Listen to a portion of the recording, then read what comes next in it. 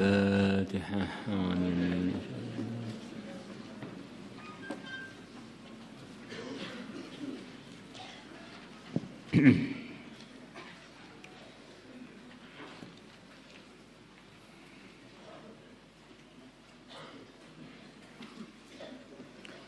Bismillahirrahmanirrahim.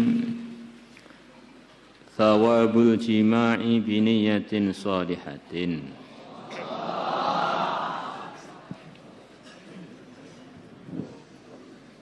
Ini anak-anak kecil ini paham apa ini anak kecil ini?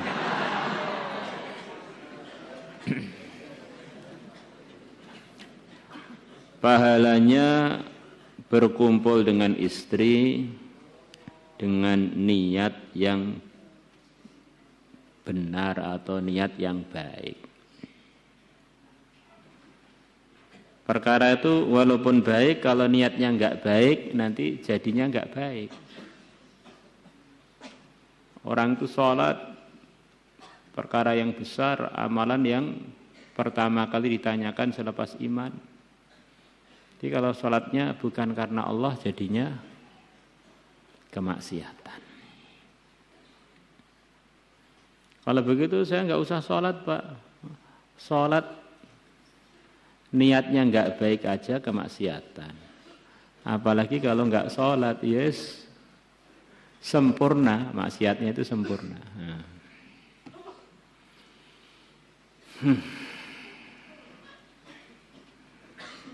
Di antara kebaikan adalah pertemuannya suami dengan istri.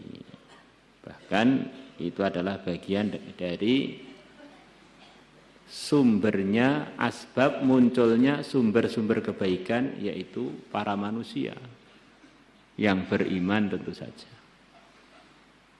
Zikir, tahlil, tasbih, tahmid, khurud fisabilillah, bangun madrasah, wujudnya hafidh, hafidhah, alim, alimah, itu asbabnya karena ada orangnya. Kalau orangnya enggak ada kan kosong semua. Orang wiridan hatinya terang. Orang baca tasbih hatinya terang, dapat pahala. Orang khurud fisabilillah begitu juga. Maka kalau orang mengerjakan sesuatu yang jadi asbab wujudnya itu semua, tentu saja lebih cepat terang melebihi yang lain-lain. Karena dia ini dalam usaha mewujudkan zat, mewujudkan orangnya yang buat amalan-amalan yang barusan disebutkan tadi. Maka itulah yang dikatakan Syekh Abdul Wahab Sya'rani, pengalaman saya tidak ada perkara yang lebih cepat mendatangkan ilmu laduni melebihi ketemu dengan istri.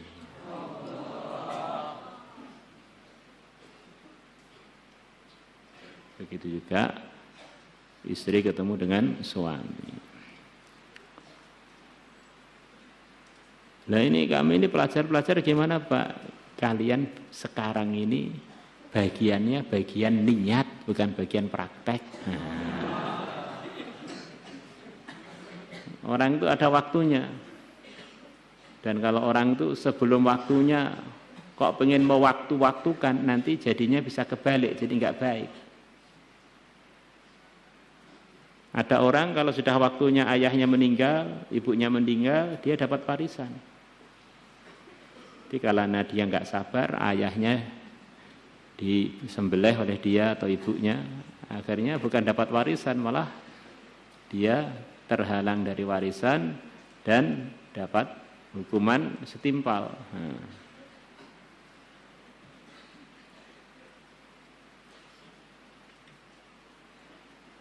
Man ista'jala syai'an qabla awanihi 'uqiba bi hirmanihi. Ada perkara itu cocoknya untuk kita menikmati pengen, tidak lebih dari itu. Maka ada orang datang pada kami dan sering datang. Mungkin kadang lihat saya istrinya banyak atau bagaimana gitu. suruh nyarikan istri, suruh dan pemahaman saya kalau orang sudah gede suruh nyarikan istri berarti dia ini mau cari masalah untuk saya. Karena dia kan sudah gede, berarti kan nggak berani. Nanti kalau yang nyarikan saya, istrinya marah, saya diperintah Pak Bet untuk kawin. Kita nggak dapat untungnya, dapat buntungnya. Dilabrak wanita se-Indonesia.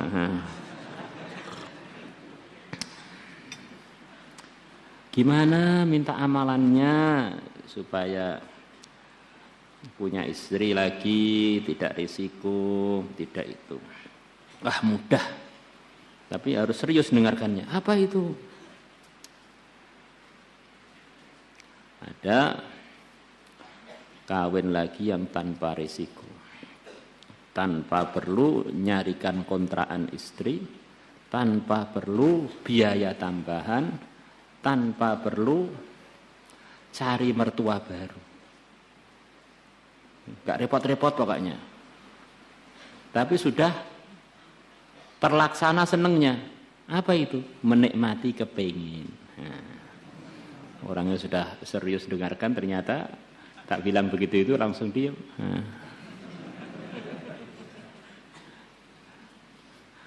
Karena dunia ini aneh. Kadang-kadang enaknya kepinginnya, tapi selepas dapat malah nggak enak. Seperti kita pengen beli motor. Mungkin anak-anak muda pernah pengen beli motor. Waktu pengen tuh semangat, ya semangat. Begitu sudah dapat, hari pertama itu semangatnya tidak seperti ketika mencari itu. Hari kedua merosot, hari ketiga beberapa bulan sudah pengen ganti motor. Dunia begitu itu. Maka kalau orang itu pengen nambah istri itu yang paling nggak berisiko itu nikmati kepengen semangat, belum tentu kalau dia dapat baik untuk dia. Tapi bagi yang memang ada kemampuan dan kemudahan itu bagian dari yang halal. Karena laki-laki yang soleh itu kan tidak banyak. Dan wanita yang solehah itu menurut saya banyak. Dan mereka pengen suami-suami yang soleh. Nah, kenapa orang-orang soleh yang mampu tidak menambah istri? Bagi yang tidak mampu, kenapa memaksakan diri? Ini namanya baru keadilan.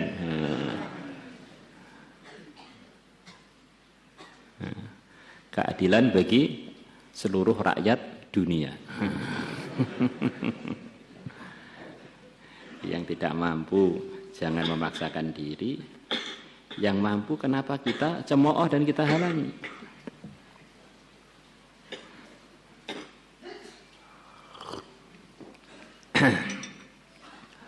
Wa an Abi Dzar radhiyallahu anhu anna nasan bahwasanya ada sekian banyak orang min ashabi Rasulillah dari para sahabatnya Rasulullah sallallahu alaihi wasallam. Qalu mereka mengatakan lin Nabi kepada Nabi sallallahu alaihi wasallam, ya Rasulullah, wahai Rasulullah sallallahu alaihi wasallam, dhahaba ahlud duthur bil ujur. Orang-orang kaya telah membawa pergi pahala-pahala sekian banyak. Ini para sahabat yang miskin-miskin ini datang pada Nabi bilang, ya Rasulullah, ini orang-orang kaya ini pahalanya begitu banyak mereka dapatkan, tidak seperti kita.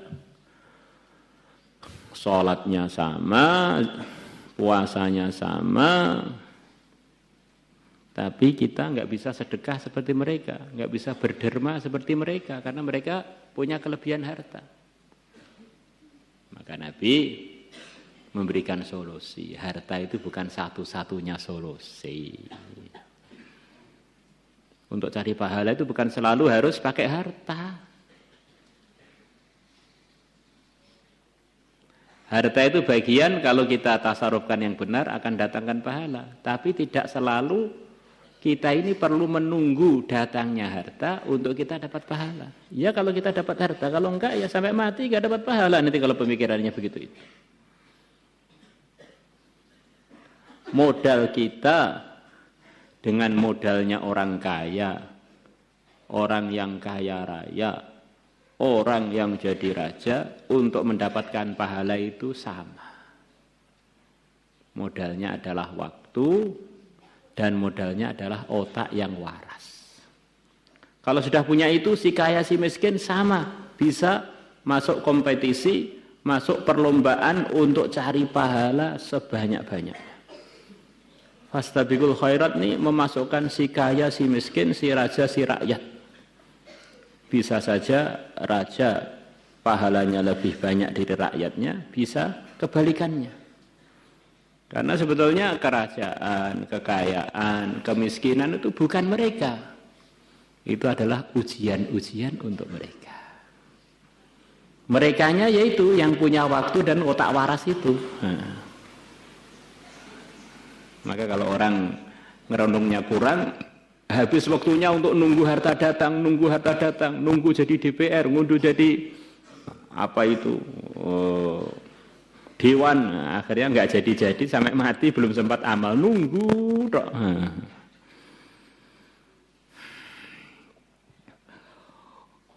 Yusalluna kama nusalli, mereka orang-orang kaya mengerjakan salat sebagaimana kami mengerjakan salat. Wa yasumuna kama nasum, dan mereka puasa juga sebagaimana kami puasa. Ya, bedanya wa yatasaddaquna bi fuduli a'malihim dan amwalihim, dan mereka menyedekahkan kelebihan harta-harta mereka. Nabi bersabda, awalaysa qad ja'alallahu lakum ma tasaddaquna bih, bukankah Allah telah menjadikan untuk kalian perkara yang bisa kalian gunakan untuk bersedekah, tidak selalu harta. Apa itu? Inna bikulli tasbihatin sadaqatan, sesungguhnya setiap tasbih adalah merupakan sedekah, merupakan amalan yang pahalanya seperti sedekah, atau memang itu sedekah. Sedekah untuk diri kita, minimalnya begitu itu. Wa kullu takbiratin, dan setiap membaca takbir sadaqatan adalah merupakan sedekah. Wa kulli takbiratin sadaqatan wa kulli tahmidatin, dan setiap membaca tahmid alhamdulillah sadaqatan adalah sedekah. Wa kulli tahlilatin, dan setiap baca tahlil sadaqatan adalah sedekah. Wa amrun bima'ruf sadaqah, dan memerintahkan kebaikan adalah sedekah. Wa nahyun 'an munkarin sedekah, dan melarang dari kemungkaran adalah sedekah. Wa fi buti ahadikum, dan dalam kemaluan kalian, maksudnya menggunakan kemaluannya untuk yang benar, termasuk bertemu dengan suami atau istri, sedekatun adalah merupakan sedekah. Qalu, para sahabat mengatakan, ya Rasulullah, wahai Rasulullah SAW, ayati ahaduna syahwatahu wa yakunu lahu fiha ajr, apakah salah satu dari kita mendatangi syahwatnya, keinginan nafsu hayawaninya, yaitu kumpul dengan istri itu, kemudian dia dalam syahwat itu dapat pahala? Iya. Nabi bersabda, ara'aitum, bagaimana pendapat kalian? Ini akhir, beritahukanlah kepada aku oleh kalian, kalau wada'aha fil haram, andaikan dia meletakkan syahwat birahi dia di dalam perkara haram, akan alaihi wizrun, apakah akan ada dosa atas dia? Iya, dosa. Kalau dia meletakkannya di haram dosa, meletakkan di halal pahala. Fakadzalika, maka begitu pula idza wada'aha fil halal, kalau dia meletakkan syahwat birahinya dalam urusan halal, dalam perkara halal, kana lahu ajrun, maka ada pahala untuk dia. Rawahu Muslim. Al-bud'u artinya budak bitamil ba, huwa al-budak, al-jima'u adalah kumpul suami istri. Wa qila, dikatakan al-farju adalah kemaluan itu sendiri. Di antara kesimpulannya, manusia ini banyak kelemahan, banyak kekurangan.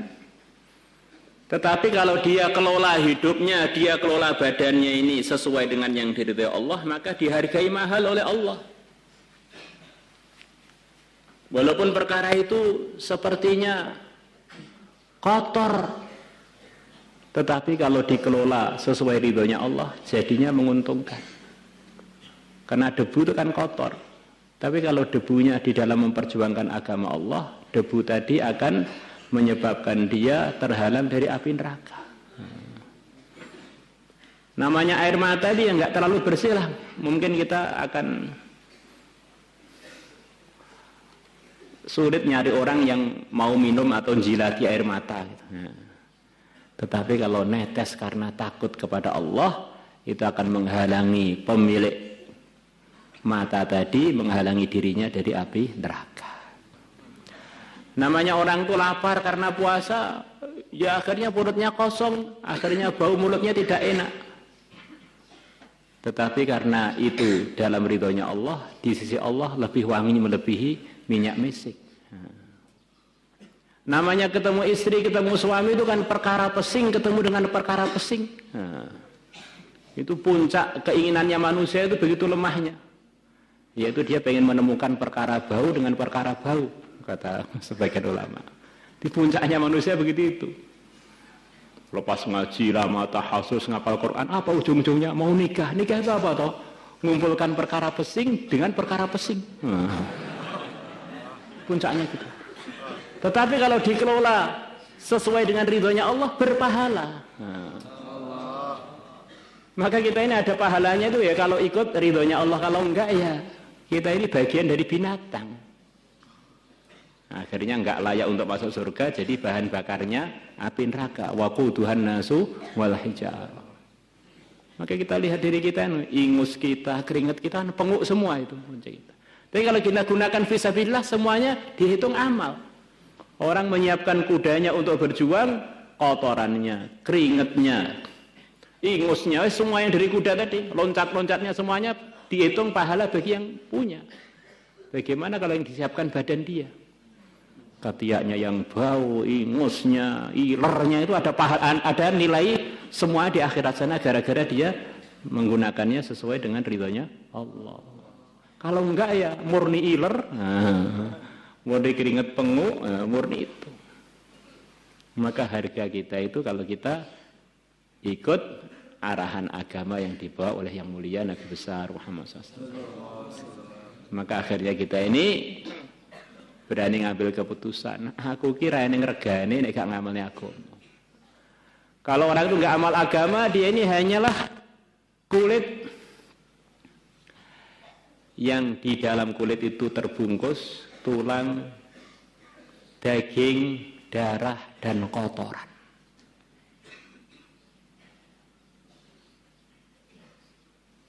Orang itu kelihatan cantik,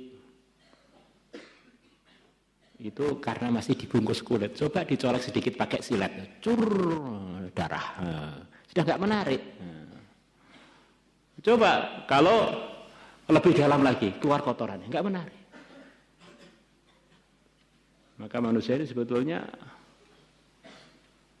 ya serba lemah dan serba banyak kekurangan. Maka kalau pengen terhargai, ternilai, ikutlah arahan para nabi, para rasul. Nanti yang kurang-kurang itu akan dinilai oleh yang punya kita, yaitu Allah, dinilai sebagai hal yang berharga. Bahkan akan diberi nikmat yang kekal abadi, yang berterusan, gak ada putusnya di surga sana. Maka kalau kita gak ikut agama, berarti kita ini memang pengen menurunkan harga kita, menghancurkan masa depan kita, menghancurkan harga diri kita. Di agama ini untuk memuliakan kita, mengistimewakan kita, menutupi kekurangan-kekurangan kita, dan membersihkan kotoran-kotoran kita, sampai akhirnya nanti di akhirat sana bersih, sudah nggak ada kotornya lagi di surganya Allah. Maulaya salli wa sallim daiman abada. Ini mau kurban, Masya Allah. Semua santri soal niat kurban ya? Insyaallah. Semuanya niat kurban. Setiap tahun kita kurban lagi sampai kapan? Ya sampai mati. Biar nanti banyak tunggangan kita nanti di akhirat sana. Nah, saya hanya satu, Pak. Bagaimana ini kan lebih ya diikramkan teman-temannya yang nggak punya nanti diikramkan di sana. Nah, dimulai sekarang sudah meniatkan nanti kalau ada teman-temannya di sana jalan kaki kita kita suruh pakai binatang-binatang kurban kita itu. Akhirnya dari sekarang sudah ada pahala, sudah pikir akhirat ada pahala terus ini sudah pengen kebaikan sampai selepas mati pun pengen kebaikan. Niatnya mulai sekarang karena waktu udah berpahala, waktu hidup begini toh. Kalau sudah mati ya tinggal sisa-sisa niat-niat kita itu, jariah-jariah kita. Maka kalau niatnya sampai sekarang ya dah terus. Orang ini termasuk sunnah yang hanya setahun sekali. Bahkan menurut fatwa salah satu madhab 4 termasuk madhab Hanafi, bagi yang mampu kalau nggak korban tahun itu dia bukan hanya meninggalkan sunnah, termasuk bagian dari dapat dosa. Maka khurud dari khilaf setiap tahun itu kurban. Nanti kita bisa bersedekah dengan dagingnya kepada macam-macam teman muslim di mana-mana. Jadi hidup sekali itu manfaat untuk diri dan untuk umat seluruh alam. Insyaallah. Maulaya salli wa sallim daiman